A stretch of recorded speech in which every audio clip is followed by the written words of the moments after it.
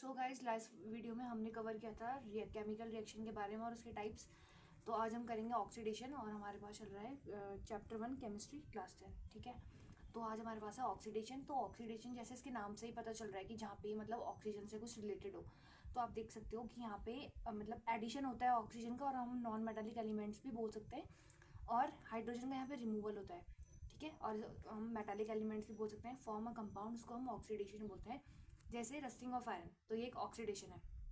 उसके बाद हमारे पास है रिडक्शन। तो रिडक्शन, तो यहाँ पे जो चीज़ रिमूवल हो जाती है हाइड्रोजन की, वो यहाँ पे ऐड हो जाती है, उल्टा हो जाता है मतलब। तो यहाँ पे हाइड्रोजन का एडिशन होता है, और मेटालिक एलिमेंट भी बोल सकते हैं हम, और रिमूवल होता है यहाँ पे ऑक्सीजन का, और नॉन मेटालिक एलिमेंट्स एक कंपाउंड फॉर्म करते हैं, उसको हम रिडक्शन बोलते हैं। अब हमारे पास है कि ऑक्सीडाइजिंग एजेंट क्या होता है। तो ऑक्सीडाइजिंग एजेंट मतलब जो सब्सटेंस ऑक्सीजन दे रहा है, मतलब फॉर ऑक्सीडेशन के लिए, उसको हम ऑक्सीडाइजिंग एजेंट बोलेंगे। सेम मैनर में हम ये भी बोल सकते हैं द सब्सटेंस जो रिमूव कर रहा है हाइड्रोजन, जहाँ पे हाइड्रोजन आपका रिमूव हो रहा है, उसको हम ऑक्सीडाइजिंग एजेंट बोलेंगे। ऑक्सीजन के केस में जहाँ पे ऑक्सीजन दे रहा है ऑक्सीडाइजिंग एजेंट, और हाइड्रोजन जहाँ पे रिमूव हो रहा है वहाँ पे भी ऑक्सीडाइजिंग एजेंट। अब हम पढ़ेंगे रिड्यूसिंग एजेंट। तो जहाँ पे सब्सटेंस, कोई सब्सटेंस हाइड्रोजन को दे रहा है विच गिव हाइड्रोजन, जैसे यहाँ पे आपको ऑक्सीजन दे रहा है, यहाँ पे हाइड्रोजन दे रहा है फॉर रिडक्शन, उसको हम बोलते हैं रिड्यूसिंग एजेंट। और जो सब्सटेंस ऑक्सीजन को ही रिमूव कर दे उसको भी हम बोलते हैं रिड्यूसिंग एजेंट। ठीक है, तो ये वाला तो हो गया कि ऑक्सीडेशन, रिडक्शन, रिड्यूसिंग एजेंट क्या होता है। अब हम पढ़ेंगे एक्सोथर्मिक रिएक्शन। एक्सोथर्मिक रिएक्शन मतलब जो रिएक्शन में एनर्जी प्रोड्यूस होती है, जिस रिएक्शन में एनर्जी निकलती है, मतलब प्रोड्यूस होती है एनर्जी, उसको हम एक्सोथर्मिक बोलते हैं। और रिएक्शन जो ज़्यादातर होती है एक्सोथर्मिक की, वो डिकम्पोजिशन रिएक्शन जो होती है वो एक्सोथर्मिक होती हैं। ठीक है, अभी हम इसके आगे करते हैं। इसके आगे हमारे पास जैसे कोई एग्जांपल ले लेते हैं कि जो रेस्पायरेशन है वो एक डिकम्पोजिशन रिएक्शन है, जहाँ पे एनर्जी रिलीज होती है। ठीक है, अभी आप देख सकते हो ग्लूकोज का फॉर्मूला जैसे C6H12O6 प्लस 6O2, जो कि ऑक्सीजन है। ठीक है, वो बनाएगा 6CO2, कार्बन डाइऑक्साइड फॉर्म करेगा, प्लस वाटर बनाएगा। ठीक है, और लास्ट में क्या हो गया, एनर्जी रिलीज हो रही है। ठीक है, तो ये हमारे पास में एक्सोथर्मिक रिएक्शन है। और हम ऐसे भी बोल सकते हैं, अगर हम क्विक लाइम, जिसको हम CaO भी बोलते हैं, अगर हम उसको वाटर के साथ ऐड करते हैं तो वहाँ पे आपकी एनर्जी मतलब रिलीज होती है। ठीक है, जैसे अभी हम एग्जांपल दे सकते हैं कि क्विक लाइम को अगर हम वाटर के साथ में रिएक्ट करते हैं तो ये बनाता है कैल्शियम हाइड्रोक्साइड प्लस एनर्जी। तो जहाँ पे भी आपकी एनर्जी बाहर मतलब फॉर्म हो रही निकल के आ रही है, वो हमारी एक्सोथर्मिक रिएक्शन होती है। नेक्स्ट हमारे पास है कि एंडोथर्मिक रिएक्शन क्या होती है। तो एंडोथर्मिक रिएक्शन होती है मतलब chemical reaction in which heat energy is absorb, वहाँ पे रिलीज होती है एक्सोथर्मिक में, यहाँ पे एब्जॉर्ब्ड होती है कहाँ पे, एंडोथर्मिक में।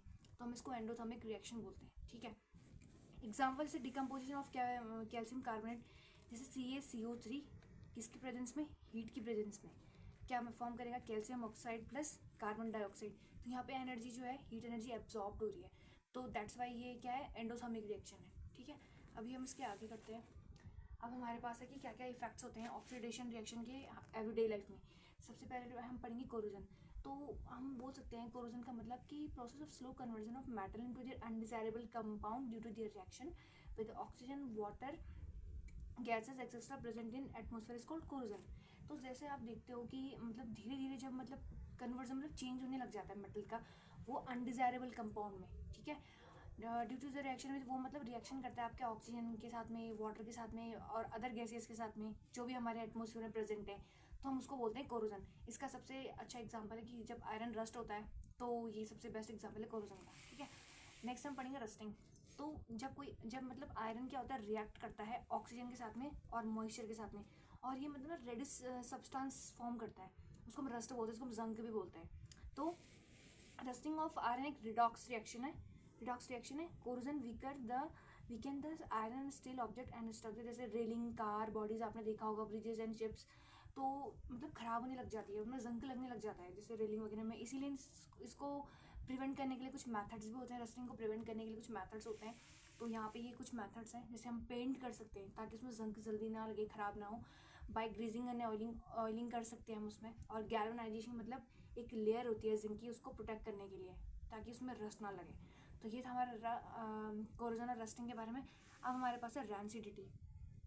तो रैंसिडिटी क्या होती है, तो रैंसिडिटी का मतलब होता है the taste and odour of food material containing fat and oil change when they are expose to air left. मतलब खाने में जब क्या है स्मेल आने लग जाती है, खाना जब हमारे पास क्या है सड़ने लग जाता है, ख़राब होने लग जाता है। ठीक है, हवा में मतलब वैसे ही खुला छोड़ देते हैं तो उसमें से बदबू आने लग जाती है, उसको हम रैंसिडिटी बोलते हैं। So for a long time it's is called rancidity.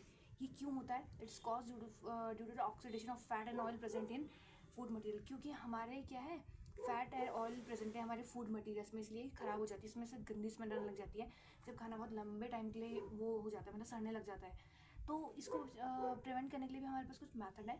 तो बाय एडिंग एंटीऑक्सीडेंट उनको मतलब हम एंटीऑक्सीडेंट को वो कर सकते हैं, ऐड कर सकते हैं। वैक्यूम पैकिंग, मतलब उनको क्लोज कंटेनर्स में हम उसको पैक करके रख सकते हैं ताकि खाना जल्दी ख़राब ना हो। और replacing air by nitrogen, replace करना एयर बाय नाइट्रोजन, और रेफ्रिजरेशन ऑफ फूड सब। और हम मतलब ऐसे भी कर सकते हैं कि हम जो फूड वगैरह है उसको रेफ्रिजरेटर में यूज़ रखें ताकि खाना जल्दी ख़राब ना हो। तो अभी इसके जो बाद का पोर्शन होगा वो मैं आपको नेक्स्ट वीडियो में कवर कराऊंगी। तब तक के लिए थैंक यू।